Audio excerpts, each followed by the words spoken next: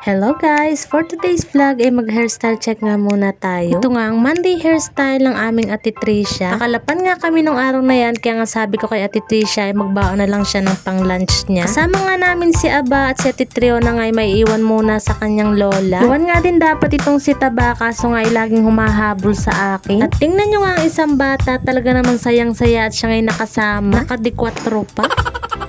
Hindi ko na nga naliguan si Aba kasi nga tanghali na nga rin ito gumising. Palagi kasi siyang sumasabay sa amin sa pagtulog. Pag-alis nga namin ay tumigil nga muna kami sa Petron para magpagasolina. At tingnan nyo ang view dito sa Puerto, puro dagat nga ang makikita. Maya-maya nga hindi pa nga kami nakakalayo sa aming biyahe, nakatulog na nga kaagad ang isang bata. Paano ba naman kasi lumalaban nga sa amin ang puyatan? Kapag babiyahe nga kayo pa Calapan ay madadaan nga itong sikat na pasyalan na Tamaraw Falls. At tingnan nyo nga ang tsura ng isang mami, puyat na nga ay naalog-alog pa sa biyahe. Hindi ko nga alam kung aantokin ba ako o magigising. At sino pa namang hindi mahihilot yung babiyahe dito sa Puerto, puro sigsag nga ang daan. Kahit nga mahangin na sa tricycle ay talagang malulula ka pa rin. Pagtapat nga namin ng San Teodoro, sabi ko nga sa daddy magpahinga muna kami. At ito nga si Aba habang biyahe ay ngumot-ngot na lang ng ngumot-ngot. Sinusuot pa nga niya sa daliri niya yung pagkain niya. Kasi naman bilog-bilog nga yung roller coaster. At kung sa Puerto nga ay puro dagat ang matatanawan, dito naman sa San Teodoro at Baco ay puro palayan. Ang sarap nga rin sa mata tingnan. Pagkarating nga namin dito sa Calapan ay sa BIR nga muna kami pumunta. Kukuha kasi ako ng aking TIN number para nga ma-set up na yung aking in-stream ads. Ay ang kaso nga lang, pagpasok nga namin sa loob ay tinanong nga ng gwardiya kung para saan nga daw namin gagamitin. Kung sa pagre-release nga daw namin gagamitin ay kailangan pa nga daw muna namin kumuha ng PPR sa munisipyo dito sa amin sa Puerto. Mabuti na nga